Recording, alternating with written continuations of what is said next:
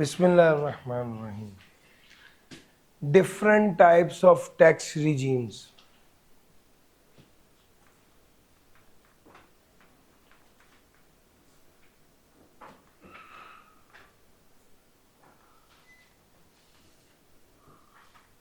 Different types of tax regimes.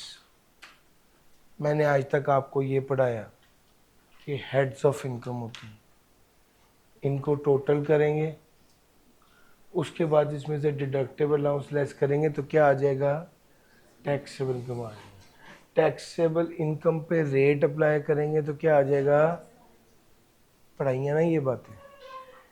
ये tax liability के अंदर से क्या लेस करते हैं, टैक्स लाइबिलिटी में से टैक्स क्रेडिट लेस करेंगे तो क्या आ जाएगा, टैक्स पेबल आ जाएगा।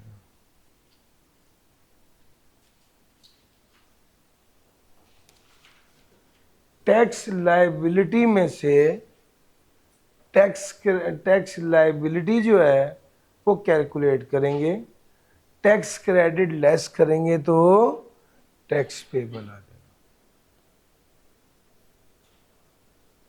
सर ये सारी बातें मैं आपके साथ कर चुका हूँ।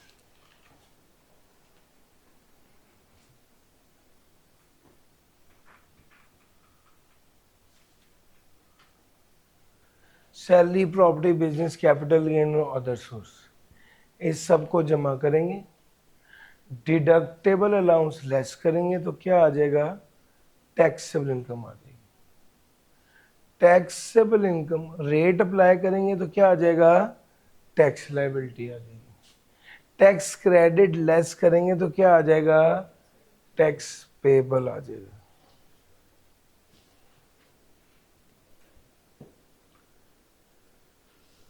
अच्छा जी, ये जनाब जो तरीका है टैक्स लागू करने का, इसको एनटीआर कहते हैं, नॉर्मल टैक्स रिजीम। यानी नॉर्मली इस तरह टैक्स लागू किया जाता है इनकम के ऊपर, नॉर्मली इस तरह टैक्स लागू किया जाता है इनकम के ऊपर, इसको नॉर्मल टैक्स रिजीम कहा जाता है। वो कहता है नॉर्मल टैक्स रिजीम के तहत टैक्स जो है वो टैक्सेबल इनकम पर चार्ज होता है, किस तरह, gross amount chargeable reduced by deduction allowed, gross amount chargeable reduced by deduction allowed. लो सर, ये normal tax regime, normal tax regime, normally tax इस तरह से लागू किया जाता है।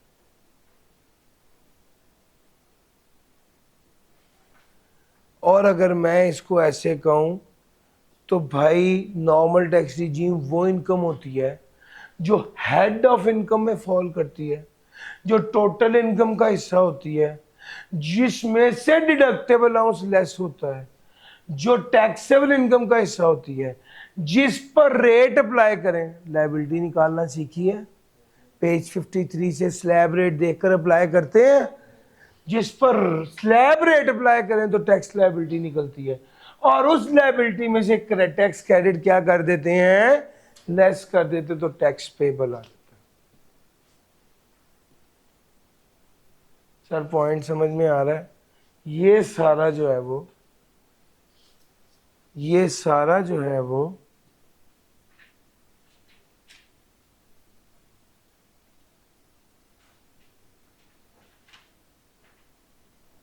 Tax payable.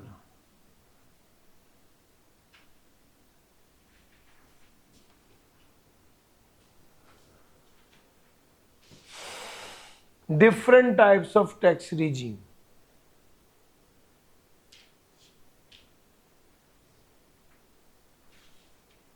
Different types of tax regime. Normal tax क्या है, पढ़ा दिया। अब फाइनल टैक्स रिजीम पढ़ाने लगा। सर असल में रिजीम कहते हैं निज़ाम को। रिजीम किसको कहते हैं? निज़ाम को।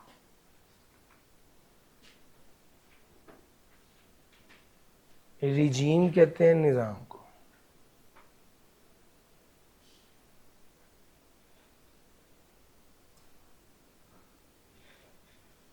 एक है नॉर्मल टैक्स रिजीम और एक है final tax regime. Normal tax regime क्या है मैंने बता दिया, अब बताना है final tax regime. Sir final tax regime एक ऐसा निज़ाम है, टैक्स लागू करने का निज़ाम, और ऐसा निज़ाम है कि जहां पर एनटीआर हाँ कहता है वहां पे एफटीआर ना कहता है। क्या मतलब? ऐसी इनकम एनटीआर के केस में इनकम हेड ऑफ इनकम में शामिल होती है, यस और नो? एफटीआर के केस में नहीं होती। एनटीआर के केस में इनकम में से डिडक्टेबल अलाउंस लेस होता है, एफटीआर के केस में नहीं होता। एनटीआर के केस में इनकम टैक्सेबल इनकम में शामिल होती है, एफटीआर के केस में नहीं होती। एनटीआर के केस में टैक्स रेट अप्लाई करते हैं, स्लैब रेट, और लायबिलिटी निकालते हैं, एफटीआर के केस में ऐसा नहीं होता। एनटीआर के केस में टैक्स क्रेडिट लेस होता है, एफटीआर के केस में नहीं होता। एनटीआर के केस में इनकम में से खर्चा माइनस होता है, एफटीआर के केस में नहीं होता। यानी एनटीआर के केस में हाँ है तो एफटीआर के केस में। सर आओ मेरे साथ, मैं आपको एक टेबल दिखाऊं।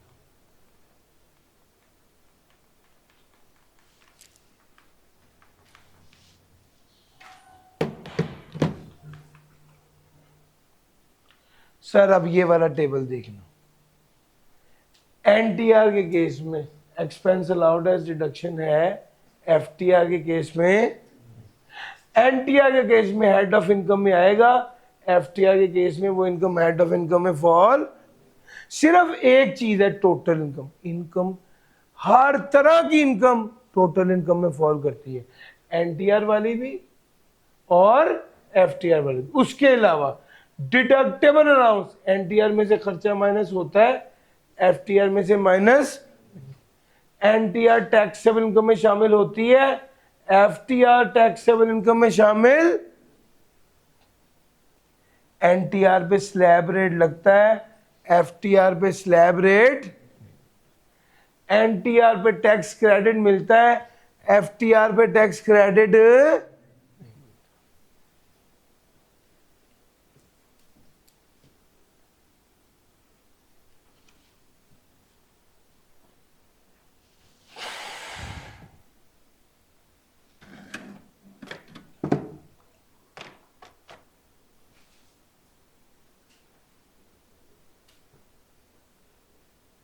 डन हो गया जी।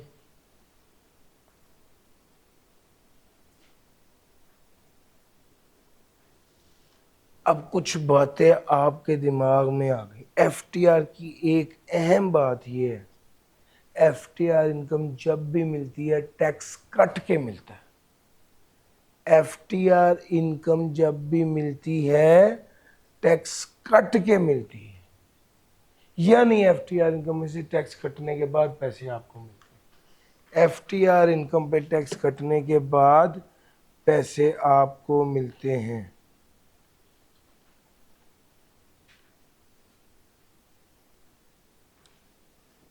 अगली बात सुनो, एफटीआर इनकम वो इनकम है जो पैसे कटने के बाद आपको मिलती है।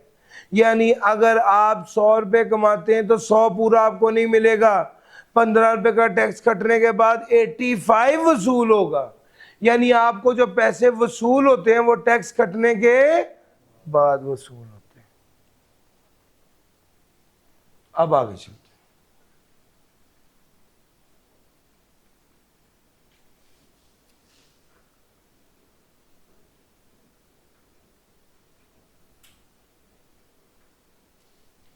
सर जी आगे चलूं, नॉर्मल टैक्स रिजीम पढ़ा दिया, final tax regime, tax cut के पैसे मिलेंगे आपको, टैक्स कट के पैसे मिलेंगे आपको, पूरे पैसे, जो टैक्स कट गया वो फाइनल टैक्स है, तभी इसका नाम फाइनल टैक्स रिजीम है। यानी अगर एक बार टैक्स कट के पैसे मिले, जो टैक्स कट गया वो फाइनल टैक्स है, यानी मजीद टैक्स नहीं लगेगा। जो टैक्स कट गया वो फाइनल टैक्स है, जो टैक्स कट गया वो फाइनल टैक्स है। एफटीआर इनकम पर टैक्स लगेगा, टैक्स कट के पैसे मिलेंगे, जो टैक्स कट गया वो फाइनल टैक्स है, यानी मजीद टैक्स नहीं लगेगा। सर ये सेट ऑफ रूल्स है। जैसे मैं आपको कहूं, जैसे अब मैं आपको एक आइटम का नाम लूं, फॉर एग्जांपल मैं आपके जहन में कहूं फुटबॉल, तो आपके जहन में फौरन आएगा यार फुटबॉल एक गोल सी चीज़ होती है, लेदर से बनती है, सिलाइयाँ हुई होती हैं।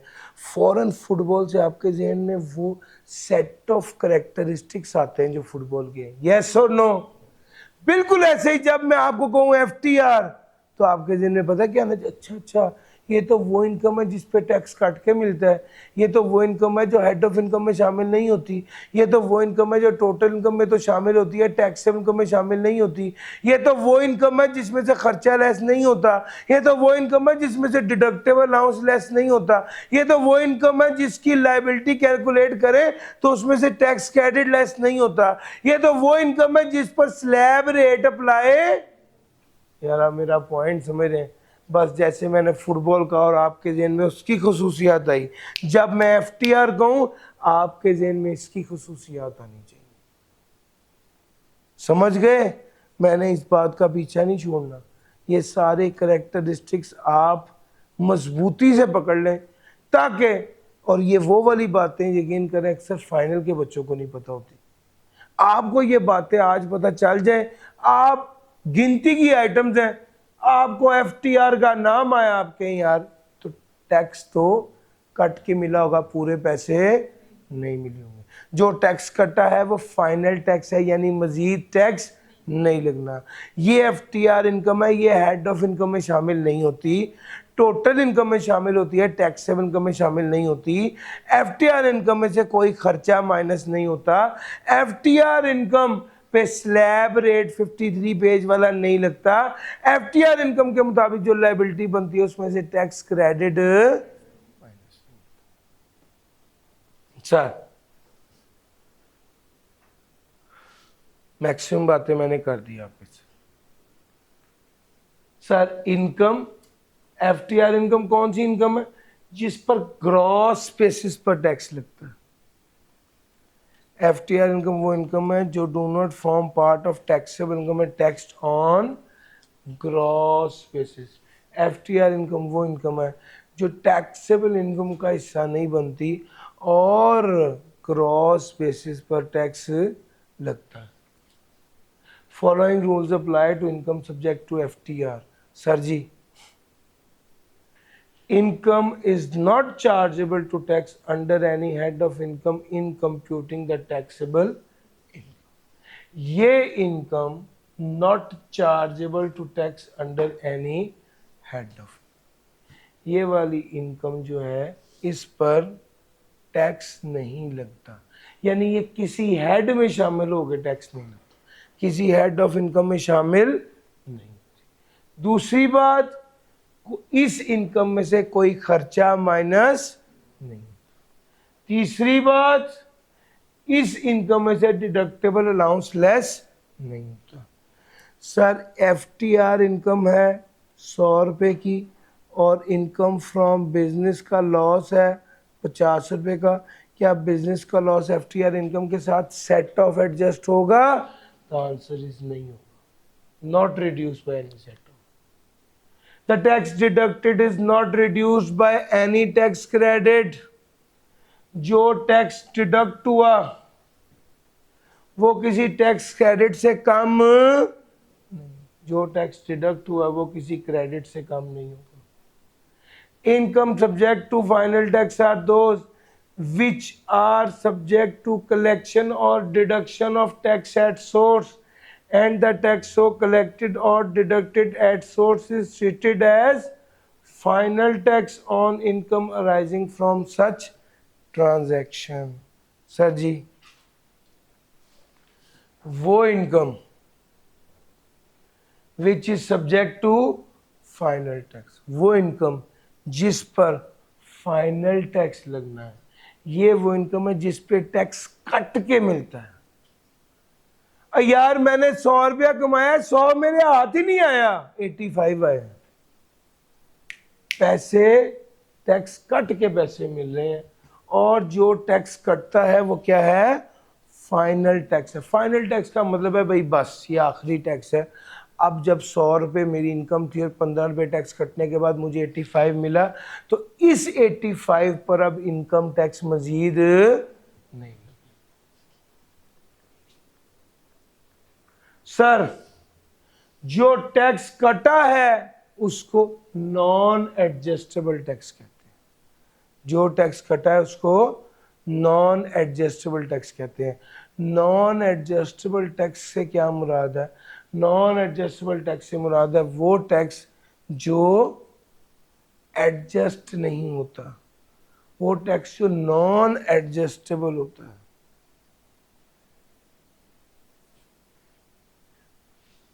The tax collected or deducted on such transaction is commonly known as non-adjustable tax collected or deducted at source। Non-adjustable tax ये वो वाला टैक्स है जो एडजस्ट नहीं होता। यानी एडजस्ट होने का क्या मतलब है? इसका कोई रिफंड नहीं मिलता। एडजस्ट होने का क्या मतलब है? इसका कोई रिफंड नहीं मिलता।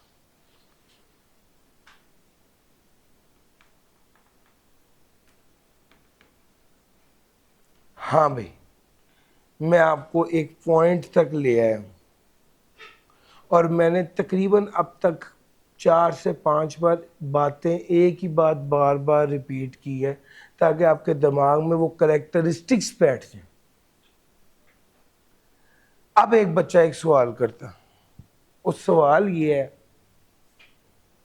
कि सर सैलरी भी तो मिलती है, सैलरी जब हमें मिलती है तो उस पर टैक्स कटता है। अगर मेरी 1 लाख सैलरी है तो सैलरी पे टैक्स कट के मुझे मिलता है। तो सर आप तो कह रहे हैं कि FTR इनकम पे टैक्स काट के मिलता है, मुझे सैलरी पे टैक्स काट के मिलता है, क्या सैलरी FTR इनकम है? तो मैं कहूँगा नहीं, सैलरी NTR इनकम है। आप कहेंगे सर जी बात करें, आपने तो कहा FTR इनकम पे टैक्स काट के मिलता है। मैंने कहा है कि FTR इनकम पे टैक्स काट के मिलता है, लेकिन मैंने ये नहीं कहा कि जब भी टैक्स कटेगा तो FTR ही होगा। भाई FTR इनकम पे टैक्स कट के मिलेगा, लेकिन जब भी टैक्स कटेगा FTR होगा, मैंने ये नहीं कहा। हो सकता है आपकी इनकम पे टैक्स कटा हो और वो इनकम FTR ना हो बल्कि NTR। सैलरी की इनकम पे टैक्स कट के मिलता है, लेकिन सिर्फ टैक्स का कटना इसका दलील नहीं है कि ये FTR है, वो NTR भी हो सकता है। NTR होगा तो किसी ना किसी हेड में फॉल करेगा। NTR होगा तो किसी ना किसी हेड में फॉल करेगा। टैक्स आपको कट के मिला है, FTR नहीं है, NTR है। NTR के केस में जो टैक्स कटता है वो एडजस्टेबल होता है। NTR के केस में जो टैक्स कटता है वो एडजस्टेबल होता है। अब आपको समझ आ गया, नॉन एडजस्टेबल में रिफंड नहीं मिलेगा, एडजस्टेबल में रिफंड मिलेगा। सर वो कहता है भैया जरूरी नहीं है कि अगर टैक्स कट गया तो FTR है, डिफरेंट रूल अप्लाई हो सकते हैं। अगर टैक्स कट गया और वो FTR नहीं है तो क्या होगा? NTR होगा। NTR होगा तो किसी ना किसी हेड में फॉल करेगा, और जो टैक्स कटेगा वो एडजस्टेबल टैक्स होगा। एडजस्टेबल टैक्स होगा। There are no refunds of the non-adjustable tax collected or deducted at source unless such tax is wrongly deducted. कोई refund नहीं है. There is no refund of the non-adjustable tax. Non-adjustable tax का कोई refund नहीं है. ये वाली बात मैंने आपको पहले बता दी. सर इतने ज्यादा असूल हैं, आइटम गिनती की 6 हैं, वो याद. अब आप ये पूछेंगे सर हमें कैसे पता चलेगा कोई NTR है या FTR है? बस ये 6 चीजें याद रखो. ये FTR है, बाकी सब NTR. कौन सी 6 चीजें? कमीशन या brokerage FTR, export FTR, prize and winning FTR, dividend FTR, Pakistan source royalty of non resident FTR, फीवा technical service of non resident FTR. Sir ये FTR इनकम. जितना पढ़ा है एक बार रीड करो, मैंने इसका पीछा नहीं छोड़ना. अभी एक बार आपको प्रैक्टिकल एग्जांपल देके ये पूरे पॉइंट्स दोबारा बताऊंगा, लेकिन एक बार इसको पहले रीड कर लो. सर जी हमने आपको बताया कि डिविडेंड FTR आइटम, मुझे 100 रुपए का डिविडेंड कमाया मैंने, मुझे पता है कितने पैसे वसूल होंगे? 85. क्यों? 15 का टैक्स कट के मिलेगा. ये डिविडेंड इनकम किसी हेड ऑफ इनकम में फॉल नहीं करती,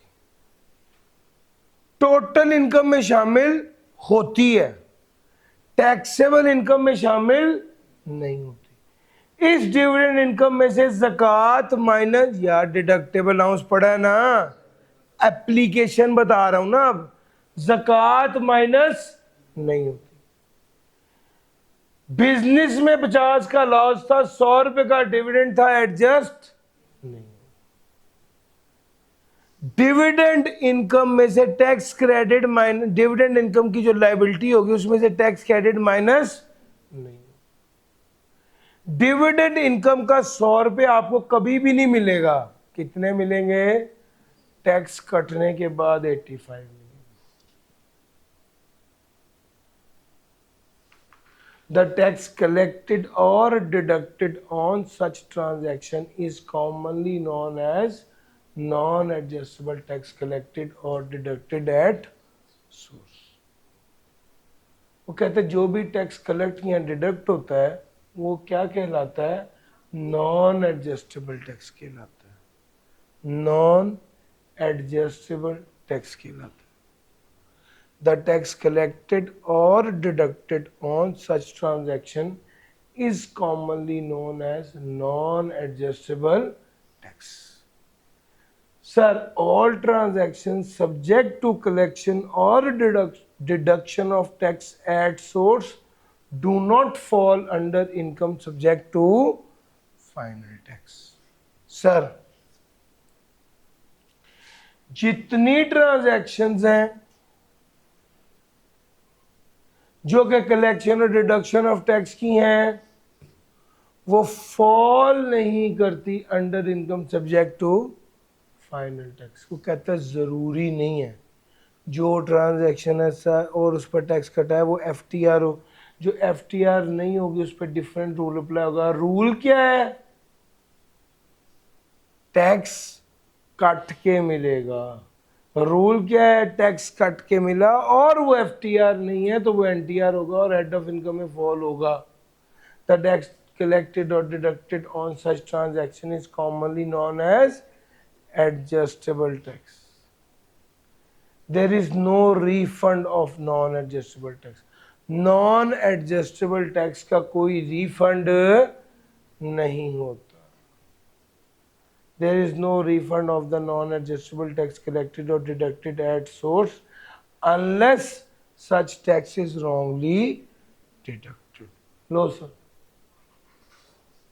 कोई डिविडेंड का 15 रुपए का टैक्स कट के आपको मिला है, ये 15 रुपए का टैक्स आपको रिफंड नहीं होगा। हाँ, अगर किसी ने 15 का टैक्स काटना था, गलती से 20 का काट लिया, वो तो 5 वापस कर देगा, लेकिन 15 रुपए का जो टैक्स कट गया वो फाइनल टैक्स।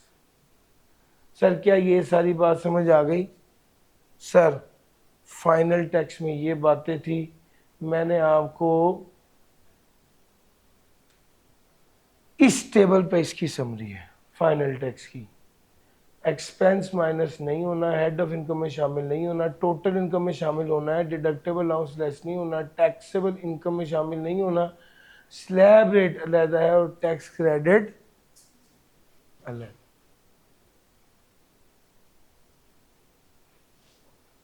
सर पॉइंट समझ में आ गया?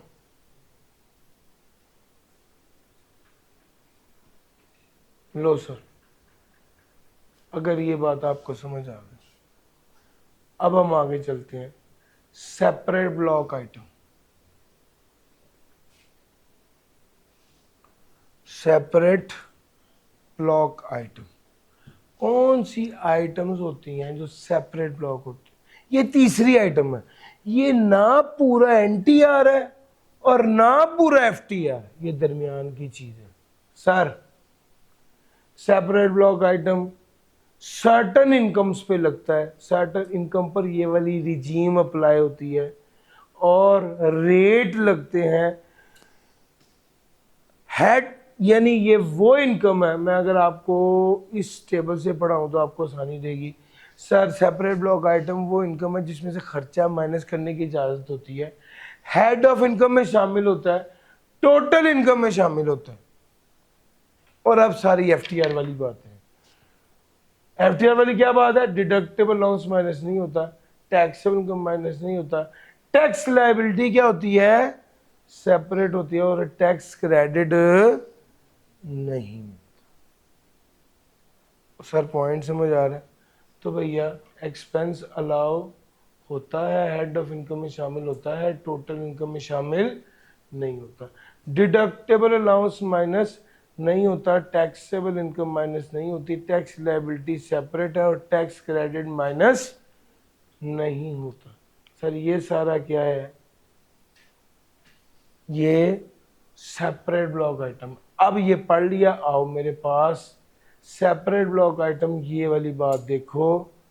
डेफिनेशन है कि ये रिजीम सर्टन इनकम पर अप्लाई होती है, स्पेसिफिक रेट लगता है, एक्सपेंस माइनस होता है, यस। सेपरेट ब्लॉक आइटम में इनकम में से खर्चा माइनस होता है, लॉसेस एडजस्ट होते हैं, यस। लॉसेस राइज भी हो सकते हैं और एडजस्ट भी हो सकते हैं। हाँ, एग्जाम्पल क्या है इसकी? Gain on sale of immovable property, gain on sale of security. मैं आपको सेपरेट ब्लॉक आइटम, आपके सिलेबस में जितनी सेपरेट ब्लॉक आइटम्स है वो सारी लिख रहा हूँ। Termination benefit, unapproved gratuity, profit on debt, gain on sale of immovable property, gain on sale of securities और deemed income. Sir ji termination benefit और अनअप्रूव्ड ग्रेच्युटी ये अंडर दैट सैलरी टैक्स होती है, प्रॉफिट ऑन डेट ये under that income from other source tax होता है, और gain on sale of immovable property, gain on sale of security और deemed income ये taxable under the head capital gain. मुश्किल तो नहीं लग रहा? लो सर, ये सारी बातें आपके साथ डिस्कस हो, सेपरेट ये सारी बातें आपके साथ डिस्कस हो गई हैं।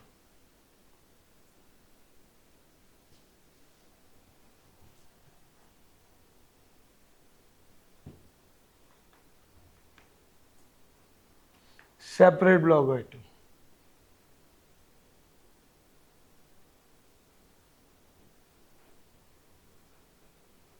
ये 6 चीजें और मैंने हेड्स भी साथ आइडेंटिफाई कर दिए। आपकी किताब में भी वैसे ये मैंने लिख दी है, आपकी किताब में लिखे हुए हैं सर, ये सारी आइटम्स लिखी हुई हैं सर जी। जी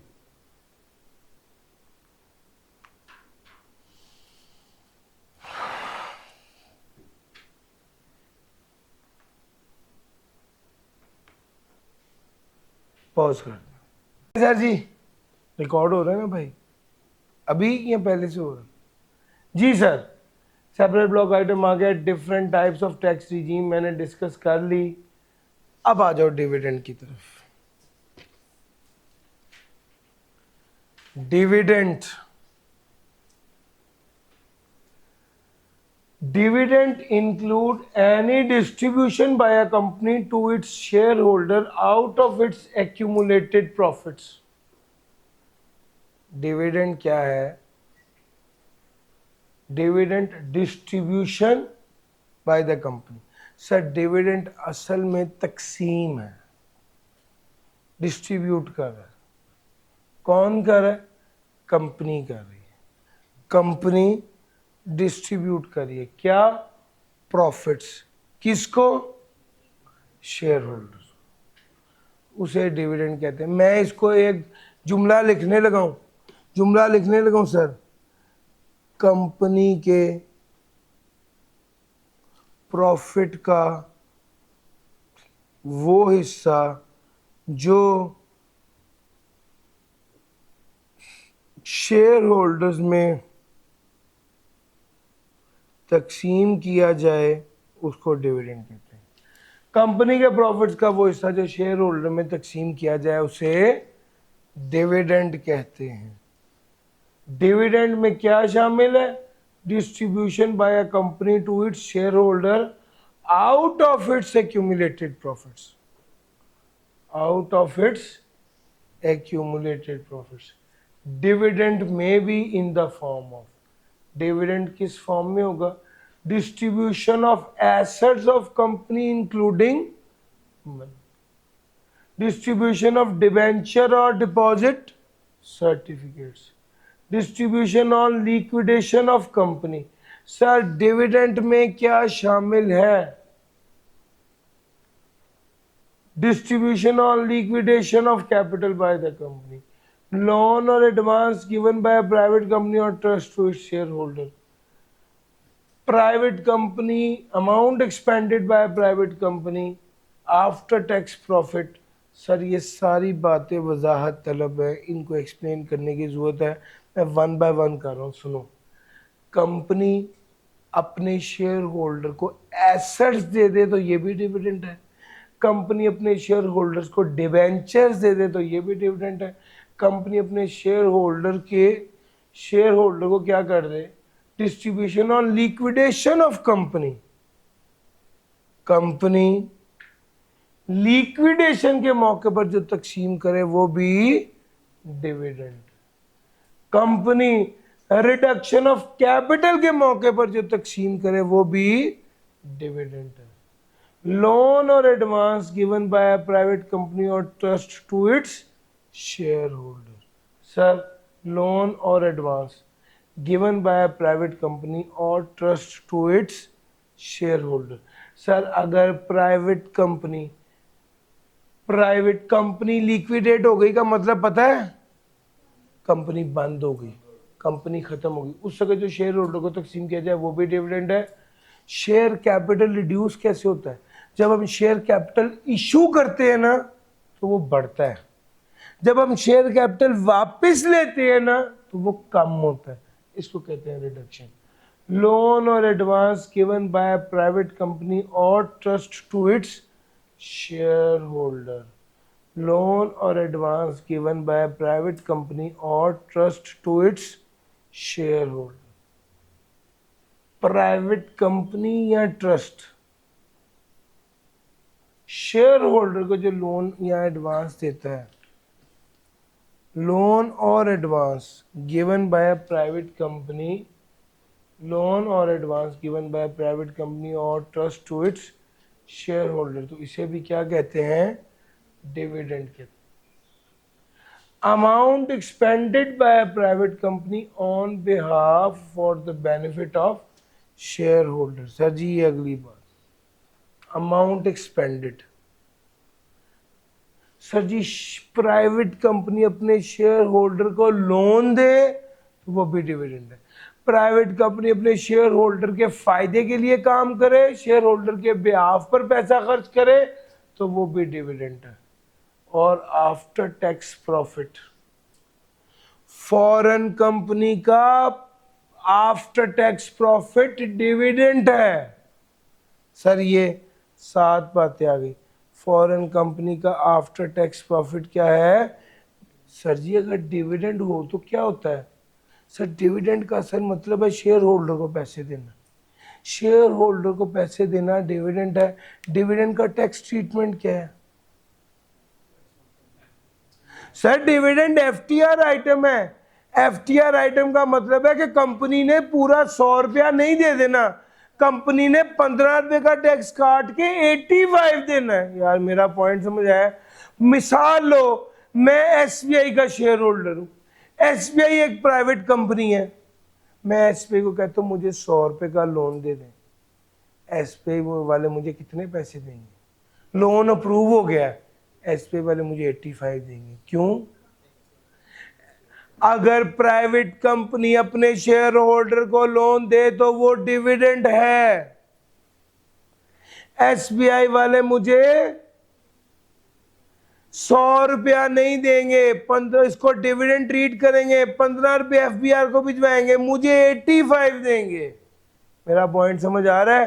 क्योंकि वो इस लोन को क्या ट्रीट करेंगे? डिविडेंड ट्रीट करेंगे। मेरे बिहाफ पर कहीं पैसे खर्च कर रहे हैं, डिविडेंड ट्रीट करेंगे।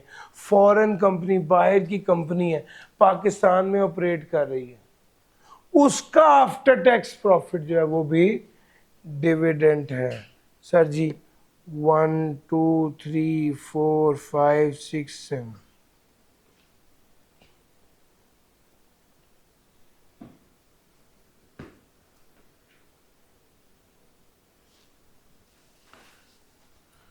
Distribution of assets of company. Assets तकसीम। सर जी इसको याद करने के लिए ना मैंने एक निमोनिक बनाया था, डार फॉर। जब इस हाकडार आता है ना तो डॉलर नीचे गिर जाता है, वहां से याद रखना, डार फॉर। D for debentures, A for asset, R for reduction, F for foreign company operating, A for amount expended by private company, 2 L है। first L liquidation of the company or loan or advance given by a private company to its shareholder। Sir ji ये dividend की definition है, जल्दी से पढ़ें। याद रखना जितना भी डिविडेंड होगा ये एक्यूमुलेटेड प्रॉफिट्स में से होगा। All distribution must be up to the extent of accumulated profits possessed by the company at the date of distribution। सारी डिस्ट्रीब्यूशन कितनी होगी? accumulated profits की हद तक होगी। All distribution must be up to the extent of accumulated profits possessed by the company at the date of distribution। वो कहता है ऑल डिस्ट्रीब्यूशन जो है जितना भी तकसीम किया है एक्यूमुलेटेड प्रॉफिट्स तक तकसीम किया होगा तो वो डिविडेंड होगा। एग्जांपल लीजिए, सर जी एक कंपनी है, उसकी रिटेन्ड अर्निंग है 100 रुपये और उसका शेयर कैपिटल है 150 रुपये और उस कंपनी ने डिविडेंड दिया है 110 रुपये का। 100 रुपये तक को तो डिविडेंड मानेंगे, ऊपर वाले 10 रुपये को डिविडेंड तस्वर नहीं किया जाएगा। वो कहता है रिटेन्ड अर्निंग तक का तो डिविडेंड है, इससे ऊपर की अमाउंट जो डिस्ट्रीब्यूट किया है वो डिविडेंड नहीं। सर वो कहता है following payments are not dividend. नहीं क्या बात है इसकी, या तो बैटरी कमजोर हो गई। अच्छा जी ये वाली पेमेंट्स डिविडेंड नहीं है, उल्टा कराने लगा। Foreign foreign company operating in Pakistan, foreign company operating in Pakistan, ये डिविडेंड नहीं है। Foreign company operating in Pakistan, ये डिविडेंड नहीं है।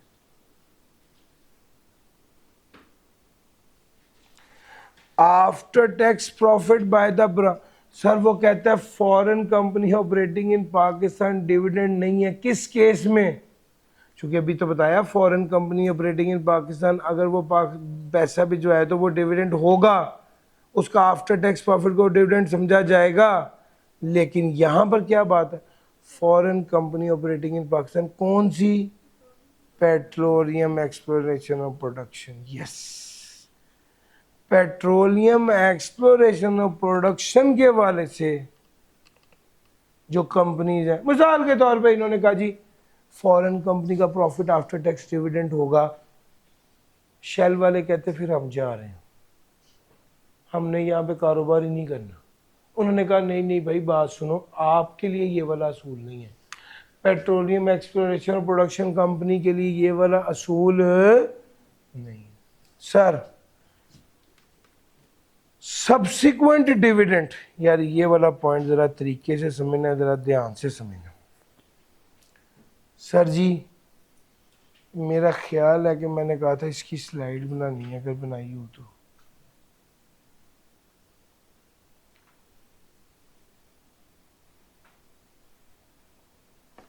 सब्सिक्वेंट डिविडेंड, सब्सिक्वेंट डिविडेंड क्या होता है? सर जी मैंने लोन लिया 1,00,000 रुपए का,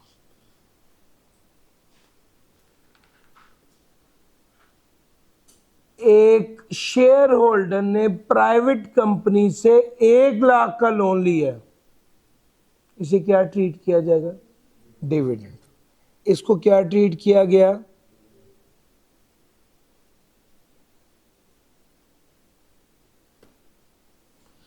बाद में सचमुच का डिविडेंड मिल गया।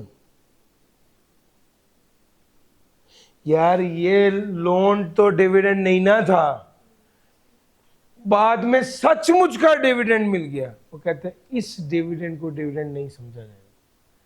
जब आपने लोन को डिविडेंड ट्रीट किया और बाद में सचमुच का डिविडेंड मिला है तो उसे डिविडेंड नहीं समझा जाएगा। इसमें 3 बातें।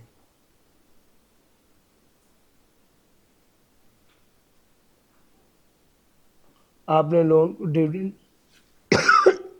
लोन को डिविडेंड ट्रीट किया, बाद में सचमुच का डिविडेंड मिला है तो उसे डिविडेंड नहीं समझा जाएगा।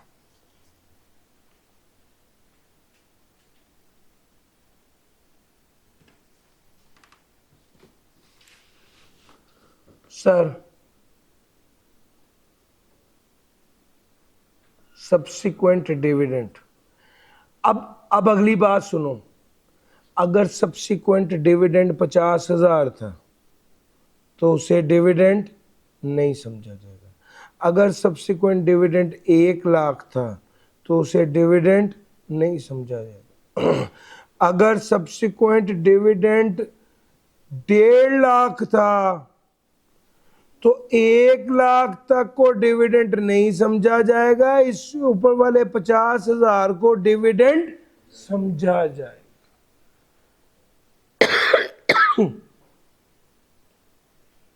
इससे ऊपर वाले 50,000 को डिविडेंड समझा जाएगा। सर ये स्लाइड है जो बनानी है, इससे ऊपर वाले को डिविडेंड, जो 1,00,000 तक का सब्सिक्वेंट डिविडेंड है उसे डिविडेंड समझा जाएगा।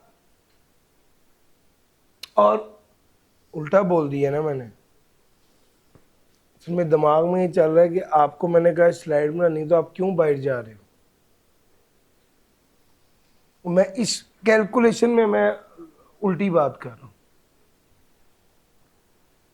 सर जी सुनिएगा, हमने ये बात कही है कि अगर लोन, यार ये दरमियान में काट देना, अगर लोन 1 लाख रुपए का था,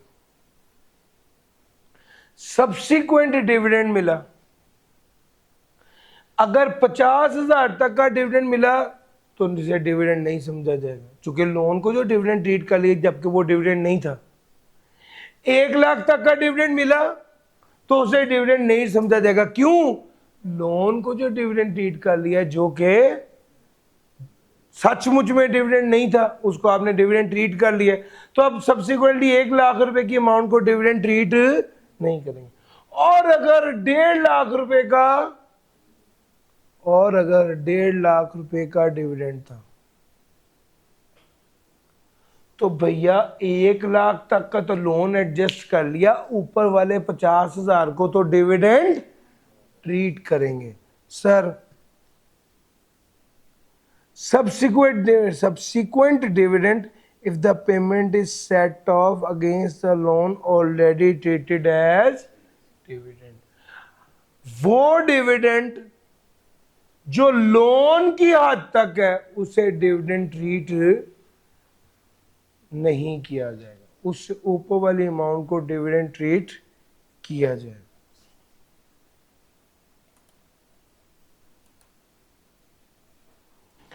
लोन और advance by private company involve in lending business, ये तीसरा पॉइंट। लोन और advance by a private company involved in lending business. Lending business क्या है? एक वो बंदा जिसका काम ही लोन देने का है, एक वो बंदा जिसका काम ही लोन देने का है। अगर वो लोन ना दे, अगर वो अपने शेयर होल्डर को लोन दे दे तो क्या गुनाह किया? और सर समझ आ रही है? तो भाई प्राइवेट कंपनी जिसका काम ही लेंड करने का है, अगर वो अपने शेयर होल्डर को लोन दे दे तो उसे क्या समझा जाएगा? उसको डिविडेंड नहीं समझा जाएगा। चौथी बात,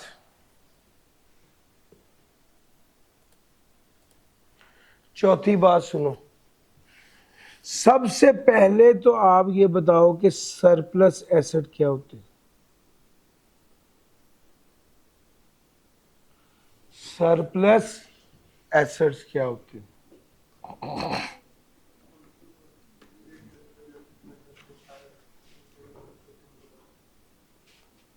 सरप्लस एसेट्स क्या होते हैं सर?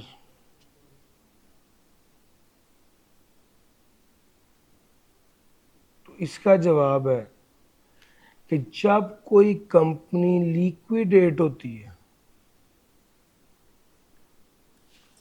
जब कोई कंपनी लिक्विडेट होती है,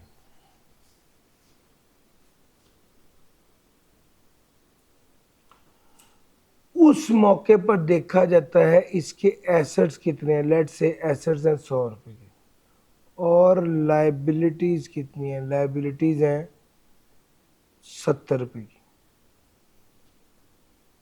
बकाया कितने एसेट्स बच गए?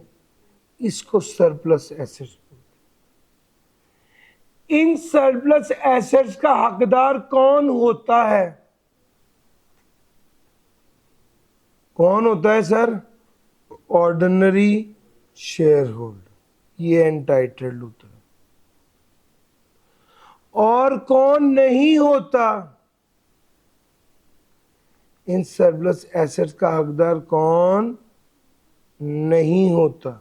जी, इन सरप्लस एसेट्स का हकदार कौन होता है ये देख लिया, और कौन नहीं होता? सर डिबेंचर होल्डर या प्रेफरेंस शेयर होल्डर। सर बात यहां पे खत्म हो गई। सरप्लस एसेट्स का हकदार ऑर्डिनरी शेयर होल्डर नहीं होता, होता है। डिबेंचर होल्डर का हकदार ऑर्डिनरी शेयर होल्डर होता है, और प्रेफरेंस शेयर होल्डर या डिबेंचर होल्डर नहीं होता। अब अगर ये बात आपको समझ आ गई तो अब अगली बात सुनो। हुआ क्या है, कंपनी ने डिस्ट्रीब्यूट किया है, किस मौके पर? लिक्विडेशन के मौके पर, या रिडक्शन ऑफ कैपिटल के मौके पर, या रिडेम्पशन ऑफ डिबेंचर के मौके पर। इन तीन मौकों पर कंपनी ने डिस्ट्रीब्यूट किया। किन को डिस्ट्रीब्यूट किया? उन लोगों को डिस्ट्रीब्यूट किया जो सरप्लस एसेट्स के हकदार नहीं थे। यार मेरा पॉइंट समझ आ रहा है? तो भाई, where the holder of the shares और debenture is not entitled in the event of liquidation to participate in the surplus assets. Sir उसने कहा है where the holder of the shares or debentures is not entitled। ने कहा holder of the shares या debentures entitled नहीं है in the event of liquidation to participate in the surplus assets. भैया ये चौथी बात, हमने चार बातें आपसे की हैं। ये वाली बात मैं एक बार दोहराने लगा हूं।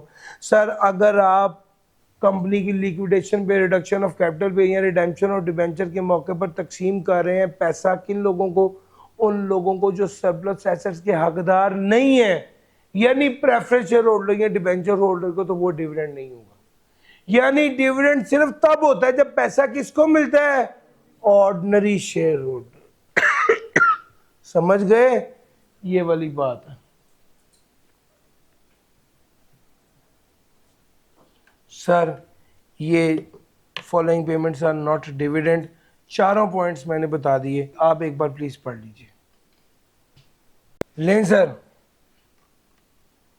Sir rules regarding taxability of dividend. अब अगला पॉइंट है कि भाई टैक्स कैसे लगना है। अब ये सिंपल है, एफटीआर आइटम है।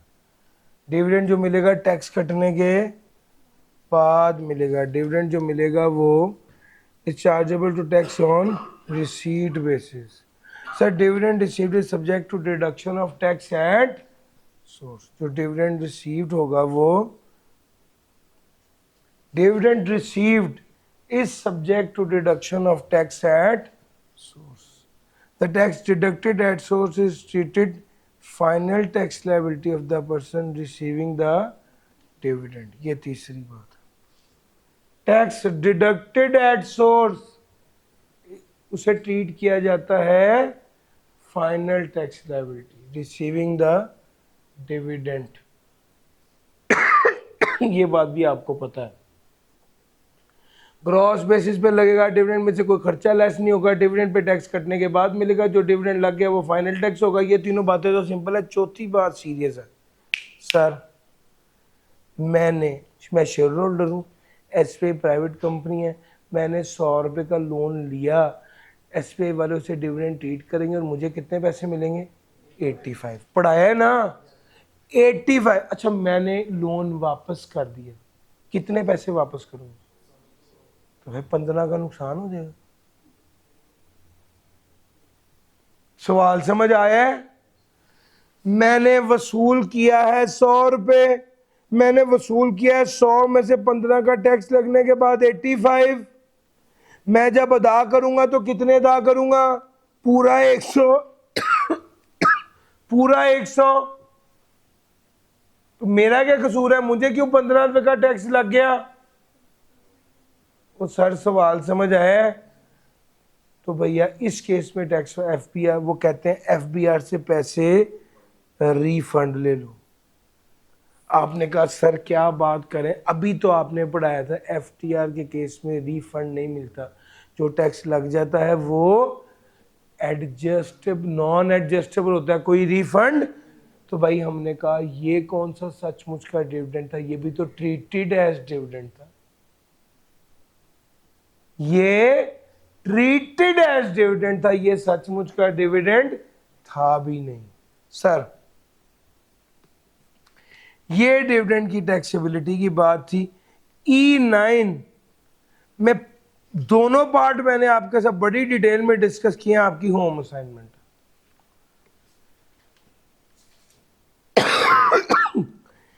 एक्यूमुलेटेड प्रॉफिट्स एक्यूमुलेटेड प्रॉफिट्स को,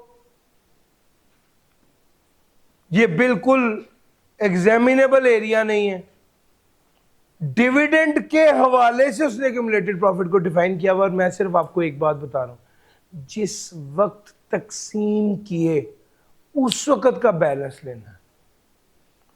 यानी अगर आपने डिविडेंड तकसीम किया है 5 जून को और वो आपको ईयर एंड का बैलेंस दे रहा है, तो ईयर एंड का बैलेंस नहीं लेना, आपने 5 जून का बैलेंस लेना है। जब कंपनी लिक्विडेट हुई है उस वक्त का एक्यूमुलेटेड बैलेंस लेना है। जब एसेट्स को तकसीम किया गया है उस वक्त का एक्यूमुलेटेड बैलेंस लेना है, ना कि ईयर एंड का एक्यूमुलेटेड बैलेंस लेना है। ये वाली बात उसने यहां पर लिखी हुई है। बहरहाल ये एक बार रीड कर लीजिएगा, ये एग्जामिनेबल एरिया नहीं है। अच्छा जनाब, फी फॉर टेक्निकल सर्विस है, रॉयल्टी। अच्छा ये वाला टॉपिक तो मैं आपको कल कराऊंगा। एक छोटा सा एरिया है 8.2 वुमेन एंटरप्राइज, ये निकाल लीजिए।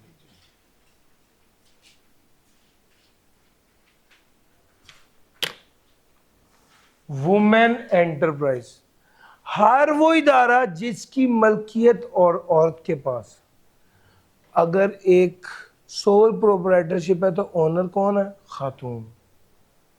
अगर पार्टनरशिप है तो पार्टनर्स कौन है? खवातीन। अगर कंपनी है तो शेयर होल्डर कौन है? खवातीन। असल में सर जिस मुल्क की 52% आबादी खवातीन हो तो वो तो खवातीन को इनकरेज करेंगे ना कि वो हर काम करें, वो बिजनेस करें, वो जॉब करें, वो इकॉनमी को डेवलप करने में अपना किरदार अदा करें। तो यही FPR भी कहता है कि खवातीन बिजनेस करें, खवातीन जॉब्स करें, खवातीन आगे बढ़ें। हर वो बिजनेस जो वुमेन स्टार्ट करेगी 2021 1 जुलाई 2021 या उसके बाद, उसके हवाले से वो कहते हैं कि क्या करना है। After the 1st day of July 2021 tax payable by women enterprise. Sir ji पहली बात यह कि वुमेन एंटरप्राइज से क्या मुराद है?